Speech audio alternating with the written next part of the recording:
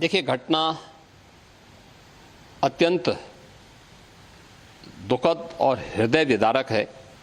इस पूरे मामले की जांच के लिए हम लोगों ने एडिशनल डीजी आगरा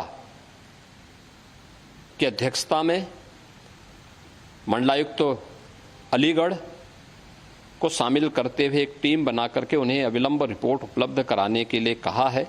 आदरणीय प्रधानमंत्री जी ने भी और आदरणीय गृह मंत्री जी ने भी इस घटना पर अपना गहरा दुख व्यक्त करते हुए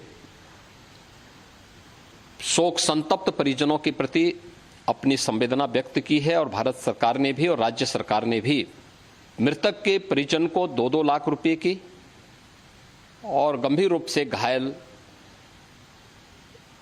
परिवारों की नागरिकों के लिए भी 50-50 हजार रुपए की सहायता की घोषणा की है। राज्य सरकार इस पूरी घटना की तह में जाएगा। ये हादसा है या साजिश, यह भी हम इसकी तह में जाकर के इसको देखेंगे। Cutting across to Piyush, who joins us live this morning from Hathras. Piyush, do take us through the latest details of what the investigation reveals so far, what the cops are saying, and most importantly, what you're learning from eyewitnesses to what had transpired in those critical moments. So, I'm right now reporting from the location, Suyesha, where that unfortunate incident took place. And while I speak, I would just request my video journalist, V. Yashpal Sani ji, to just show the visuals over here. And subsequently, we will also have a word with the eyewitnesses so that you get to understand that what was the kind of callous approach that was taken by the management over here, what was the kind of callous approach that was taken by the agencies over here, and how this crisis, this stampede, which has resulted in loss of more than 100 lives, 122 as what we have been told now, is because of a very careless and a callous approach. Now, this religious congregation was being done by a person named as Vishwa Hari or Narayan Baba, as many say, the visuals and images of which are being shown to you. Now, most of his followers belonged to Eta and outskirts of Hathras. And the event is being organized after every 4 to 5 years. So yes, because of this, there was a lot of congregation that had come over here. Now what we are going to be doing is we are also going to be having a word with some of the people over here so that we get our viewers to understand that what exactly would happen. आप यहाँ के local है? नहीं। हाँ जी, local. आप यहाँ के local है? लोकल है। एक चीज मेरे को बताइए भैया, ये जो नारायण हरि बाबा है, इनकी इतनी भीड़ क्यों आई थी और क्या हुआ गया था कल? नारायण हरि बाबा का यहाँ सत्संग 2 तारीख को रखा गया था। उससे 8-10 दिन पहले से तैयारी चल रही थी। तो बाबा जिस दिन आए थे उस दिन यहाँ भीड़ काफ़ी थी, 8 से 10 लाख भीड़ होगी। भीड़ काफ़ी थी। ये जो मैदान है बड़ा खुला एरिया है, तो इतनी भगदड़ कैसे मच गई?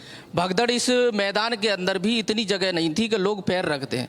और यहाँ जो लोगों को प्रॉब्लम ये हुई कि कोई भी मदद के लिए किसी को बुला नहीं सकता, क्योंकि यहाँ पूरा तरीके से नेट बंद कर रखा था। नेट बंद किया हुआ था। नेट बंद। और ऐसे नेट क्यों बंद? किसी को एक कॉल किसी को लग नहीं रहा था। जैसे कि मैं चाहूँ अपने गांव से 20 बंदे बुला लूँ तो मैं बुला नहीं सकता। तो मुझे एक चीज बताइए कि वो बाबा जो थे वो सबको बोल रहे थे, श्रद्धालुओं को बोल रहे थे कि मेरे पाँव छुए, और उसकी वजह से भी भगदड़ मची थी। बाबा जाते टाइम बोले थे कि जो मेरे चरणों की धूल है उस धूल को लेके जाना और अपने घरों में रखना, जिस किसी को प्रॉब्लम हो उसको माथे पे लगाना।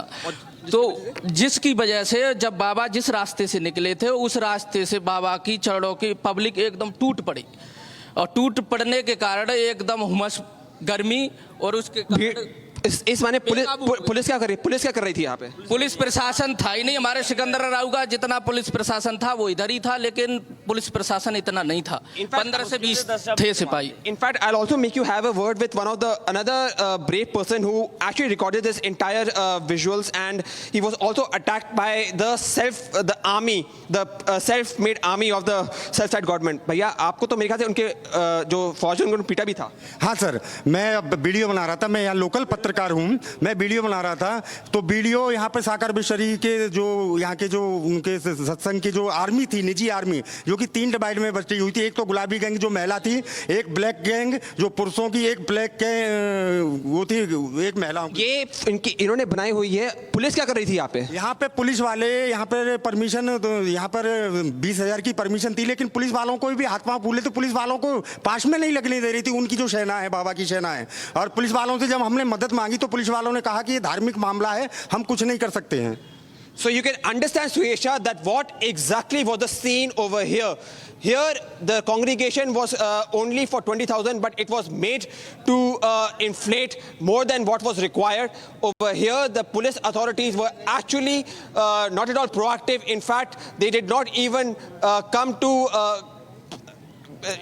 try to make the situation calm when exactly there was a kind of stampede situation. So all these things does point out that this was a man-made crisis. This killing was done because of the careless approach by the authorities, and now because of this, accountability should be sought. Back to the studio.